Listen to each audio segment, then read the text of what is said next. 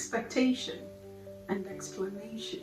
Sometimes the things that hold us back are not the mountains we yet to face, but the weights that we carry within us.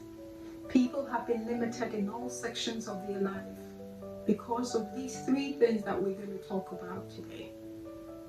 As little as they may seem, they have held people's dreams from actualizing. They have prevented people from reaching out to get to the best version of themselves.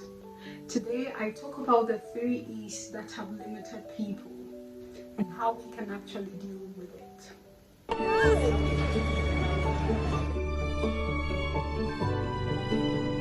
Hi Catalyst, welcome back to the channel. This is your girl Lit and this is Lit the Catalyst. This is where we give you high-yield information that will help you propel you towards your journey of success.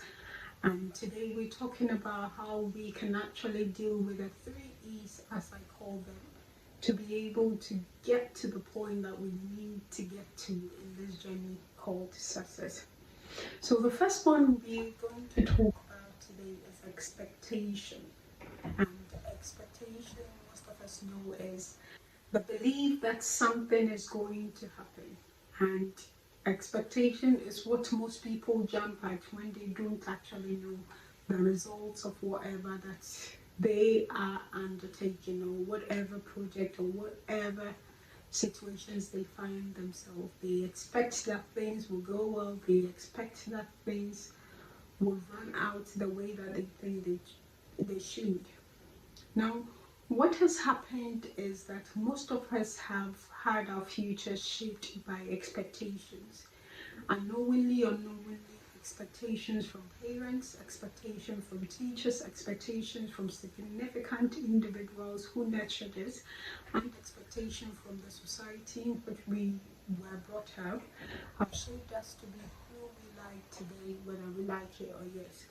So from the start, expectation of parents are that this daughter or this son of mine is going to grow up in this direction and find himself in this kind of career.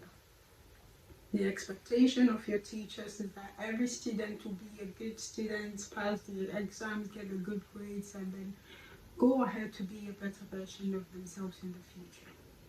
The expectations of your friend is that you will all share the same ideology, you would all share the same value systems, belief systems in that friendshiphood, and then one way or the other, you tend to depend on each other based on these belief systems.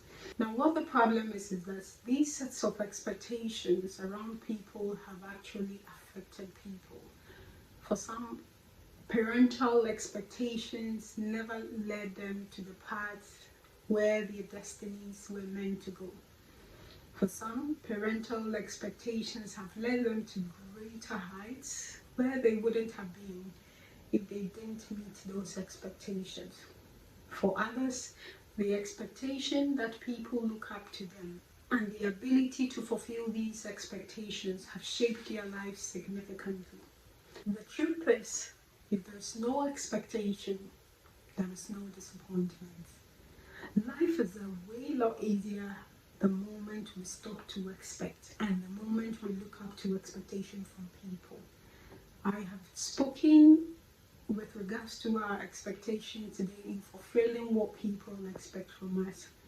But expectation in another sense of trying to endeavor or trying to believe that things are going to change, trying to expect some kind of results from others, always leave people disappointed.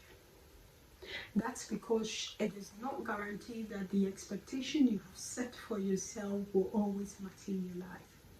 And so the graph for expectation and reality are always not in the same direction. The graph for expectation is always higher than what reality is.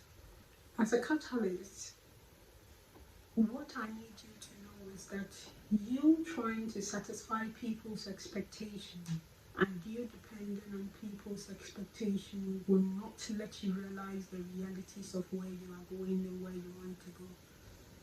If you depend on people for them to get you the information you need from one stage of department to the other, you would never move forward. I have had instances myself where my expectations from people were not met. That's because, to me, I had placed them on that level that I thought that indeed they were going to materialize and fulfill these expectations that I had drawn from them. And so, whilst most of my expectations have not been fulfilled from people, I have learned not to expect things from people. And this has led to fewer disappointment. I know the topic of expectation is a big one, especially for people who have formed quite a resilient and solid relationships, professional relationships, and all the bits within it. Expectation is what we cannot eliminate from life. But do not always expect people to show up for you when you need them to. Life becomes much more better, just as I said, when you stop expecting people to show up for you when you need them to. It becomes better when you stop expecting people to contribute to your success where you need them to. It becomes a lot easier when you stop expecting people to show up for you when you are counting on their presence. It becomes a lot easier that you do not wait on people to fulfill the expectations you have set for them. Most of the times, these expectations are only in our head and not a reality to the other people. Most of the times, expectations are real to the people that set them, but never a reality to the people we expect them to show up. So, catalyst on expectation today, we're saying do not expect people to be there for you when you need them. And you're not obliged to also meet the expectation of people. Expectation steals joy. Expectation brings disappointment.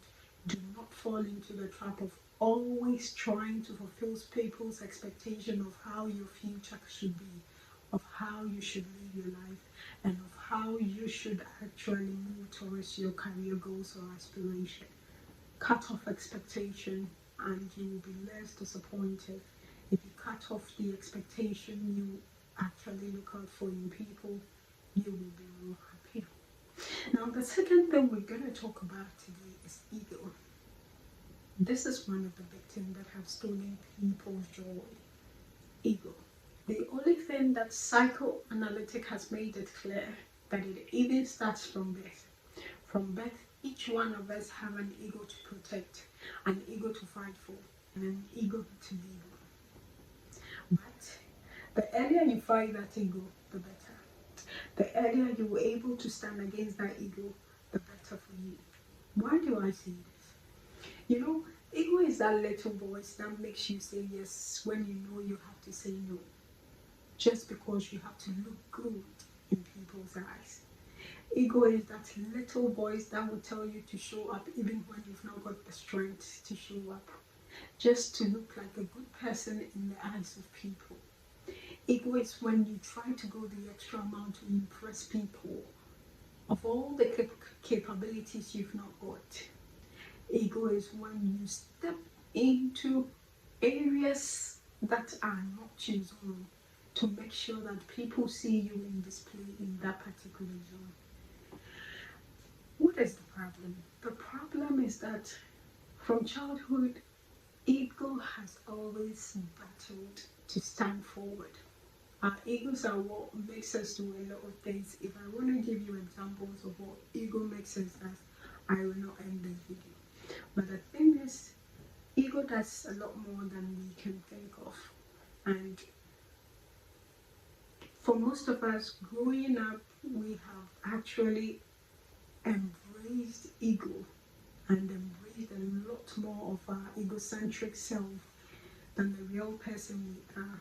Ego plays a very important role in what we present and how we present ourselves to people.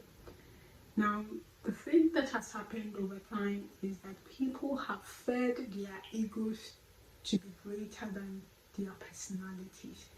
People have fed ego to be higher than who they really are. And one thing that comes from this is that once you start feeding your ego to be higher than who you are, or once you pay attention to your ego, it masters up and tends to control you. Ego currently controls a lot of people around here. Single living people, marriage people, ego has actually led to a lot of conflicts that could have been easily resolved by saying a little "I'm sorry." People's ego will just not allow them to embrace the realities of life. Their egos comes first. And for those people who have not yet learned to tame their ego, they would always put ego first. I want you to know that the truth is, wherever ego leads, peace leads. And ego is the enemy of growth. When your egocentric self tends to come first before all other things, you're not able to accept the things that you really need to work on to become the best version of yourself, because you tend to pay more attention to this egocentric self, and then in the end you fail. As a culturalist, I will tell you that the better and earlier you fight that little ego that is still growing to become a masterpiece, the better. Balancing your personality and your ego to get that beautiful blend is very, very essential. And so do not tend to pay more attention to your ego, feed your ego, and leave you behind. Ego is a destroyer. It destroys where you least expect it, and it won't even prompt you when it leads you down to your destruction. So work on your ego and perfect your ego with your personality, and then you will have a beautiful blend. Now, catalyst, that's our number 2. Our number 3 is the most dear to my heart in this video, and it's explanation. Most of us have tend to find ourselves in places we shouldn't have been because our lips could not shut up, because we tend to give a lot of explanations to people who did not need it. Explaining yourself to the wrong person is of no use. Explaining yourself when you don't need to is of no use. A simple answer of no is a complete answer. Just as I told you in my previous video, learning to say no is the best answer. No explanations. No is a complete statement. People have ended themselves in prison. People have ended themselves in places where they shouldn't have been because they kept on explaining to the wrong people. The wrong people do not need your explanations, because they only end up giving you a lot more questions that will end you explaining and getting you into trouble. If you're a catalyst on this channel, you should know, and I am telling you today, that you do not have to explain yourself to the wrong people. And even to the right people, they don't need your explanation. Just know that every time you explain to a wrong person, you hand over your freedom to them. There's a saying that people usually say, they say, you go explain tired. It won't go anywhere. The explanation you've given is not adding up to the reason that will make them like you or not. So why explain? Why go the extra mile to get people to understand you? If you did run late for that meeting, if your presentation was cancelled because you were late, that's it. It has happened. The most important thing is to find a way forward when something happens to correct the situation, than to render explanations to people who do not really need the explanation. In most of the corporate worlds, people who find themselves in the corporate world will tell you explanations don't solve the problem. What solves the problem is solutions. So instead of you going around explaining to people why you failed the exam, ask yourself, how can I better attack this examination to be able to pass the next time? Instead of trying to let people appreciate the fact that you are a good job, ask yourself, how do I get people to notice me without me explaining myself? Instead of you go around explaining your life, what you do with your life, your different endeavors, your different businesses to people, ask yourself, how do I sell myself without actually talking and explaining what I do to people? This will help you to generate ways through which you can put yourself there without explaining to people. And then when something happens, look out for solutions and not explanation. You're not obliged to explain to anybody, and so even the people who are right, the right person, would not need your explanation. So explaining to the wrong person can get you into trouble and it will make no difference. So catalyst, remember that in fighting for 3 E's, you are fighting expectation, trying to meet the expectations of people who will take out your joy, eliminate it. You are fighting ego. Ego will destroy you and prevent your growth. Fight it. And you are stopping explaining yourself to the wrong people. People who do not matter.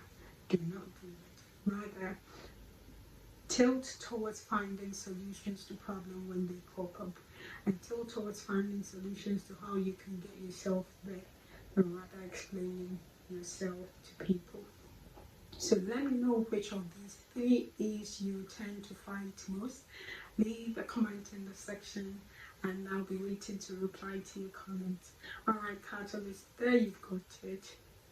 Until I meet you again, don't forget to catalyze your own success in your own